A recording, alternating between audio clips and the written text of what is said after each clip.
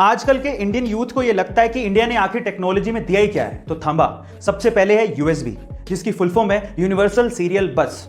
अब इस कॉन्सेप्ट को डेवलप किया था अजय भट्ट ने, जो कि एक इंडियन अमेरिकन कंप्यूटर आर्किटेक्ट है। दूसरा है फाइबर ऑप्टिक्स, जिसके बिना इंटरनेट काम नहीं कर सकता। इस कॉन्सेप्ट को डेवलप किया था नरेंद्र सिंह कपानी ने, जिन्हें फादर ऑफ फाइबर ऑप्टिक्स भी कहते हैं। और तीसरा और सबसे इंपॉर्टेंट है वायरलेस कम्युनिकेशन, जिसके बिना आपका मोबाइल, टीवी या वाईफाई काम ही नहीं कर सकता। और इस कॉन्सेप्ट को डेवलप किया था जगदीश चंद्र बोस ने। गाइस, इंटरनेट की दुनिया भी इंडियंस के दिमाग के बिना काम नहीं कर सकती। So proud to be an Indian. ये घटना है साल 2014 की, जब 62 साल की एक महिला, जिसका पति सिक्योरिटी गार्ड था, अपने पति को लेकर डॉक्टर के पास पहुंची, क्योंकि पति को सीने में दर्द की शिकायत थी।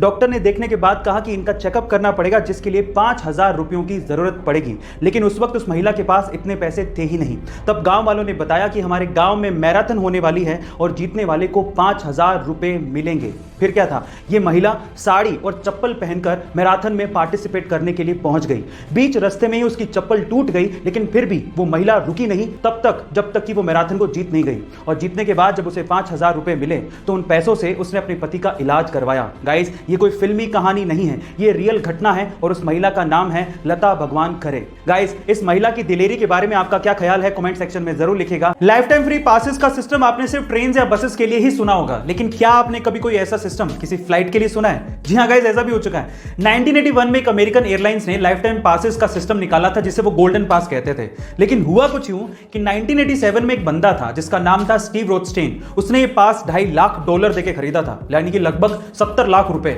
लेकिन उसके बाद उसने इसका खूब फायदा उठाया। तब से लेकर 2008 तक वो लगभग 10,000 बार फ्लाइट्स पे चढ़ा था। मैं आपसे सवाल पूछता हूं कि आप अभी तक कितनी बार फ्लाइट पे चढ़े हो? वो बंदा 2008 तक 10,000 बार फ्लाइट पे चढ़ चुका था। और कंपनी ने एस्टिमेशन लगाया था कि 2008 तक कंपनी को लगभग 1.5 अरब रुपयों का नुकसान सिर्फ उस आदमी की वजह से हुआ था। उसके बाद 2008 में जैसे तैसे उन्होंने उसके पास को रद्द कर दिया और उसके बाद ऐसे पासेस कभी दिए ही नहीं। गाइस, क्या आपने भी कभी लाइफ टाइम पासेस का ऐसा फायदा उठाया है? कमेंट सेक्शन में जरूर लिखिएगा। और ऐसे अमेजिंग वीडियोस के लिए शेयर, सब्सक्राइब एंड लाइक। मिलते हैं अगली वीडियो में।